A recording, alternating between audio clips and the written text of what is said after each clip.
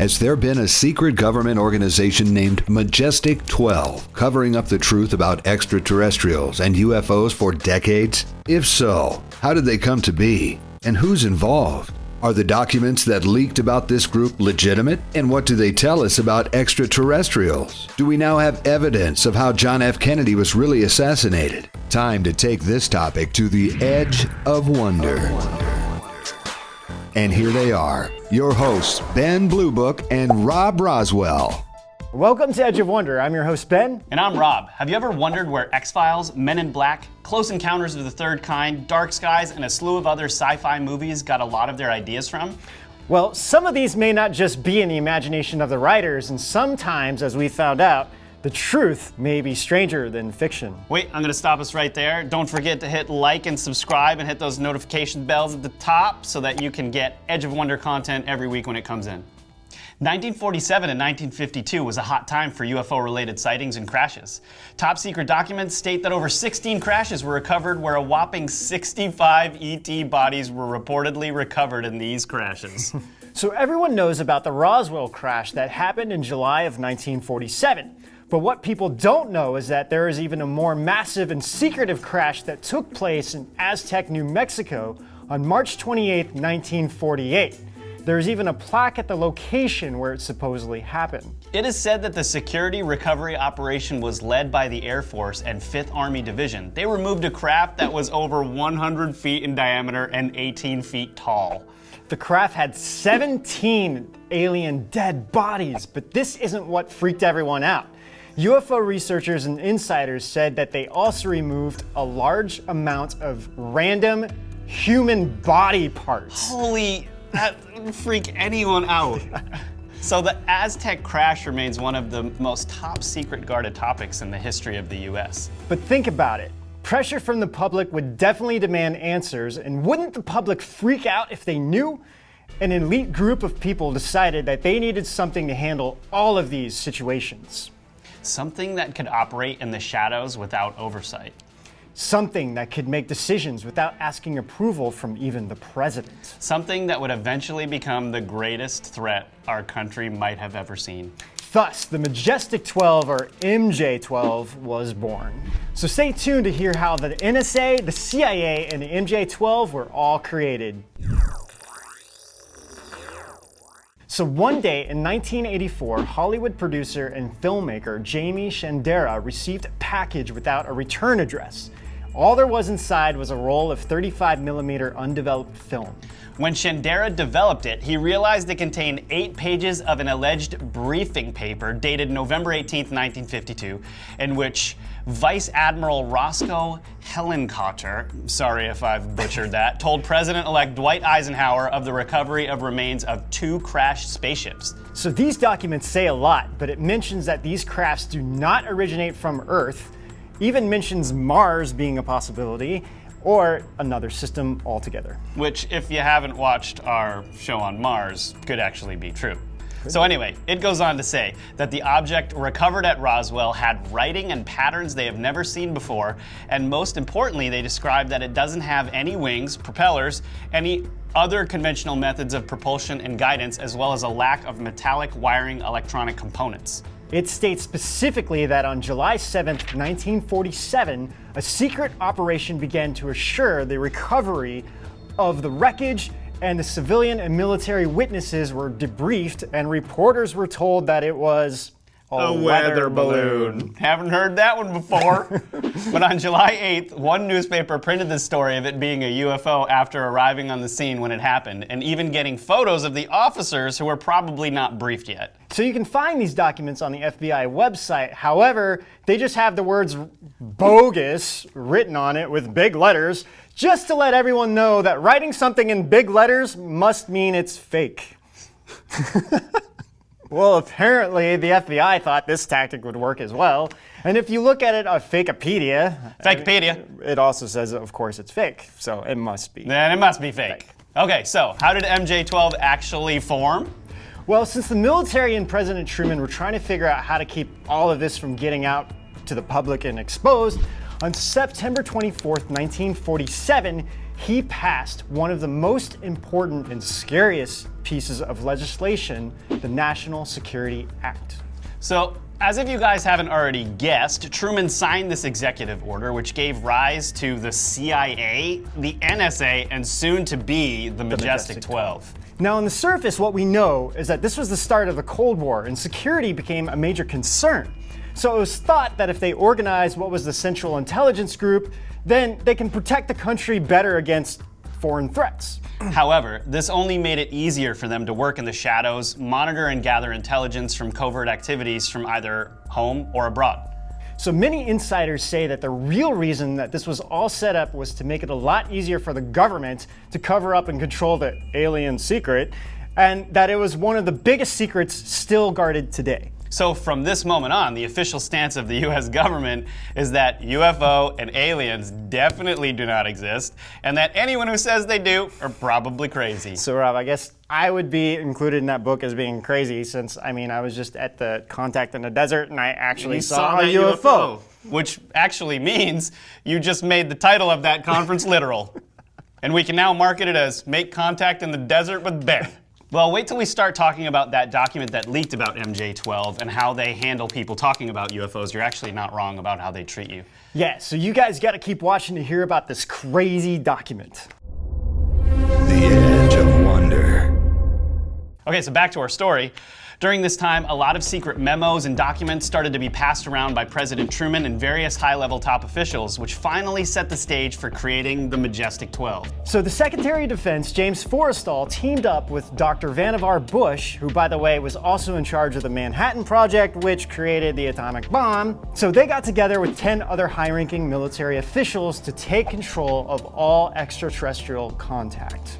I read the whole document, Ben. Yeah. And at first I was like, well, is this document real? Is it not? But as I kept reading it, I was like astounded by the level of detail that this thing went into. It's literally the instruction guidebook on how to handle it if an alien craft lands or comes down, right? Right. They're talking about what the extraterrestrials look like, what materials they've used or that they found on these ships. And the scariest part that I found was what to do about people in order to keep everything secret. Wow. It was like basically like use any means necessary. And you don't even have to contact the president, like, is it okay if we do this? It's like you have total clearance to do whatever you want. Yeah. So let's get back to our story now with more of like MJ-12 coming back into this. So coming into this actually, and I think this goes along with why these documents were released, there was actually a faction that started to develop within the group.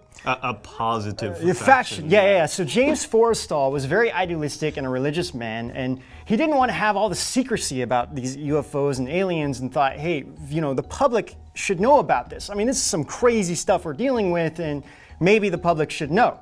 So he began to talk to other people within the group and whatnot, and soon President Truman found out, and basically he was forced to resign. He's like, look, you're gonna resign, this can't happen. So anyway, Forrestal was eventually placed in a mental institute, and he was deemed crazy because he kept talking about aliens. It was like, again, this guy's crazy, he's talking about aliens, we gotta send him to the hospital.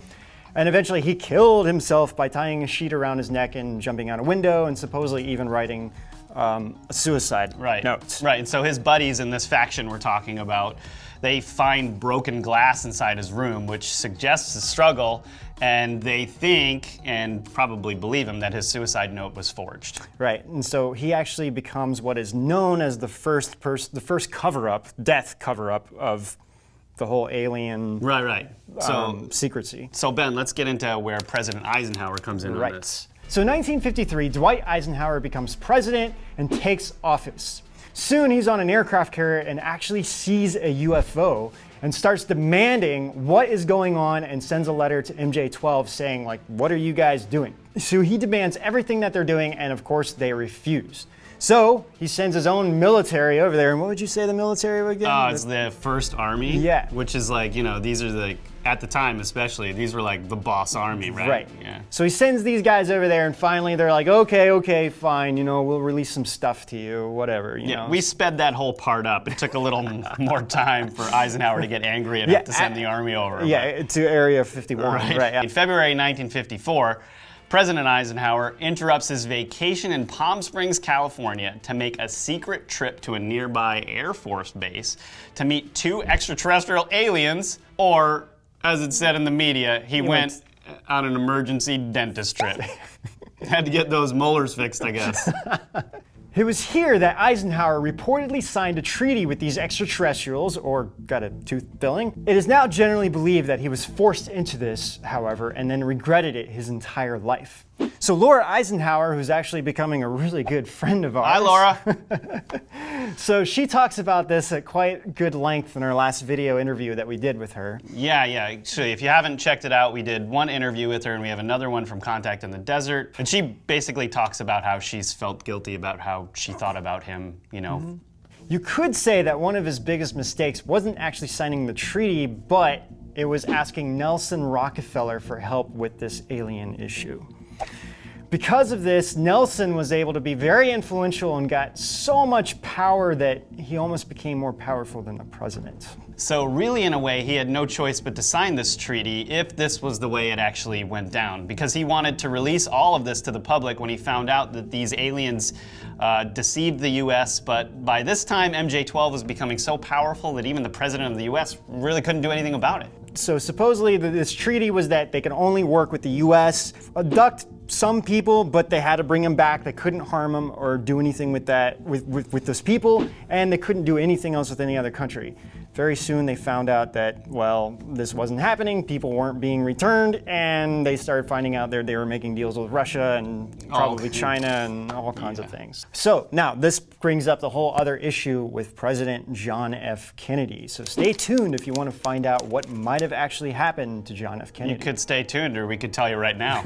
Let's tell you right now. So John F. Kennedy, after he became president, he started getting also involved with this Majestic 12, figuring out what was going on. And supposedly, now it's hard to find that this document exists, but supposedly he wrote a document to MJ-12 stating everything that they've been doing, what is going on, where their funding is coming from, and that if they don't respond to him, he's going to expose them. This is where this really interesting document comes in.